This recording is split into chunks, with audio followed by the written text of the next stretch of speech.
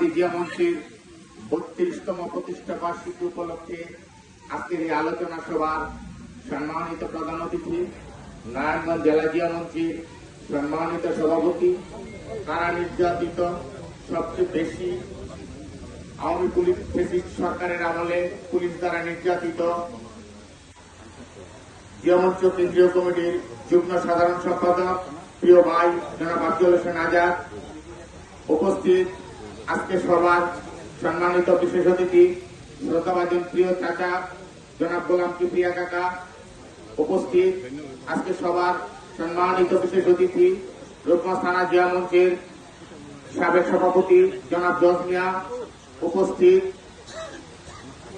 আরেক বিশেষ অতিথি প্রিয় স্নেহের ছোট ভাই নাদিম মিয়া, সহ সাধারণ সম্পাদক রূপগঞ্জ থানা জিয়া মঞ্চ, উপস্থিত কাঞ্চন পৌর জিয়া মঞ্চের সম্মানিত আহ্বায়ক স্নেহের আদরের ছোট ভাই শিমুল সহ এই মঞ্চে উপস্থিত সকল নেতৃবৃন্দ, বিশেষ আকর্ষণ শ্রদ্ধাভাজন প্রিয় বড় ভাই, তিনি হঠাৎ করে আমাদের এসে চমকে দিয়ে এই অনুষ্ঠানকে সাফল্যমণ্ডিত করেছেন।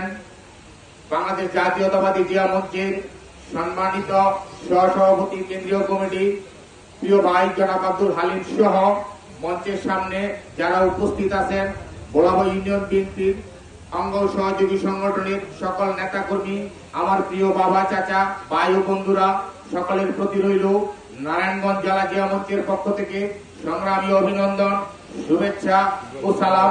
আসসালামু আলাইকুম। আপনারা সবাই কেমন আছেন?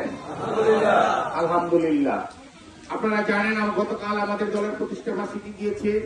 আমরা হালিম ভাইয়ের নেতৃত্বে ঢাকা জেলা থেকে প্রায় 100টির উপরে মাইক্রোবাস নিয়ে শহীদ প্রেসিডেন্ট জিয়াউর রহমানের মাজারে ফুল দিতে গিয়েছিলাম। নারায়ণগঞ্জ জেলা জিয়া মঞ্চের পক্ষ থেকে আমরা অনেককেই প্রতিটা থানা থেকে অংশগ্রহণ করি। স্বতঃস্ফূর্তভাবে সুন্দরভাবে হালিম ভাইয়ের নেতৃত্বে আমরা এই অনুষ্ঠানটি সফল করতে পেরেছি। এই জন্য নারায়ণগঞ্জ জেলা জিয়া মঞ্চের পক্ষ থেকে শ্রদ্ধাভাজন প্রিয় ভাইকে আবারও অন্তরের অন্তঃস্থল থেকে ধন্যবাদ ও কৃতজ্ঞতা জ্ঞাপন করছি।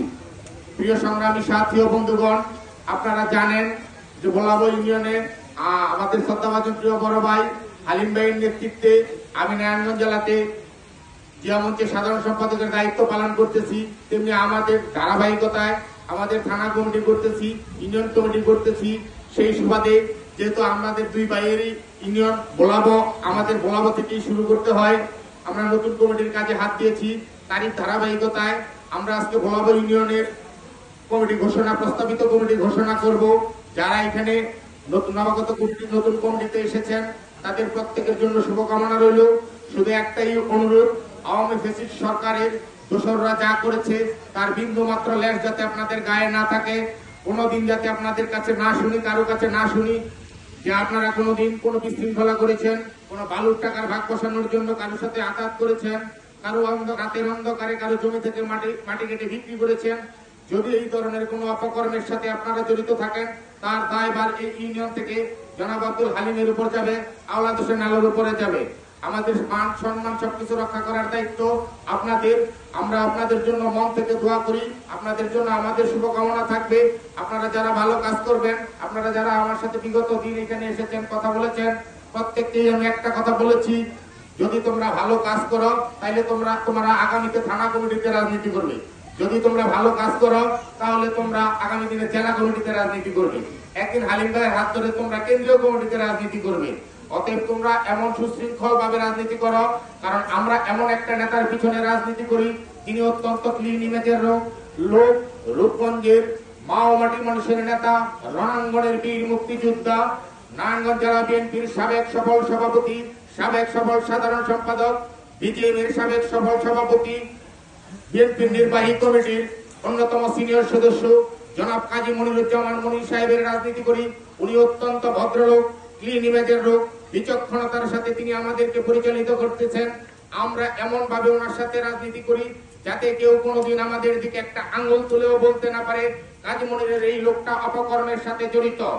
আমরা কি ওনার এই মান সম্মানটাকে সারা জীবন রক্ষা করবো না?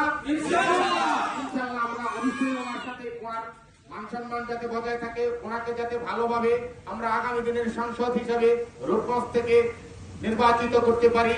আপনাদের কাছে সকলের কাছে ওনার জন্য আমরা দোয়া চাই, ওনার শারীরিক সুস্বাস্থ্যের ও দীর্ঘায়ুর জন্য আমরা দোয়া চাই। এবং আপনাদের কাছে একটা বিনীত অনুরোধ থাকবে, আগামী দিনে কাজী মনির সাহেবের যত ভালো কর্মকাণ্ড আছে সবকিছু প্রত্যেকটা ভোটারের বাড়িতে বাড়িতে, প্রত্যেকটা ঘরে ঘরে পৌঁছে দিবেন।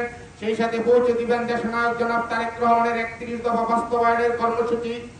আর যত বিএনপির আমলে যত ভালো কাজ হয়েছে সমস্ত কিছু মানুষকে বুঝাতে হবে। পাড়ায়, গ্রামে, মহল্লায়, দোকানে যেখানেই সুযোগ পাবেন সেইখানেই বিএনপির দাওয়াত দিবেন। দেশনেত্রী বেগম খালেদা জিয়ার জন্য দোয়া করবেন। আমি আর আমার বক্তব্যকে দীর্ঘায়িত করব না। এখন আসি কমিটি প্রসঙ্গে। আজকে যাদেরকে আমরা 51 সদস্য বিশিষ্ট কমিটি করেছি, যাদেরকে কমিটিতে স্থান দিতে পারি নাই, তাদেরকে বলবো আগামী দিনে যে ওয়ার্ড কমিটি হবে তারা যেন সেইখানে যেই সভাপতি, সাধারণ সম্পাদক আছে তাদের সাথে যোগাযোগ করে ওয়ার্ড কমিটিগুলিতে কাজ করে। ওয়ার্ড কমিটি থেকে কাজ করলেই একটা দিন সেই ইউনিয়ন কমিটিতে আসতে পারবে। আমি অত্যন্ত দুঃখের সহিত জানাচ্ছি সকলকে আমরা আসলে কাজ করার সুযোগ করে দিতে পারি নাই। আগামী দিনে যদি আমাদের বৃহৎ পরিসরে কাজ করার সুযোগ আসে তাহলে আমরা অবশ্যই তাদেরকে কাজ করার সুযোগ দেব। যারা নির্বাচিত হয়েছে, যাদের এই কমিটিতে অন্তর্ভুক্ত হয়েছেন, জিয়া মঞ্চের ভোলাবা ইউনিয়নের কমিটিতে, তাদের সকলকে এখানে আসার জন্য আমি বিনীতভাবে অনুরোধ জানাচ্ছি। আমাদের প্রধান অতিথি, আমাদের বিশেষ অতিথি মহোদয় আপনাদেরকে ফুল দিয়ে বরণ করে নেবেন। আমি এখন এই প্রস্তাবিত কমিটির নাম ঘোষণা করছি। আজকে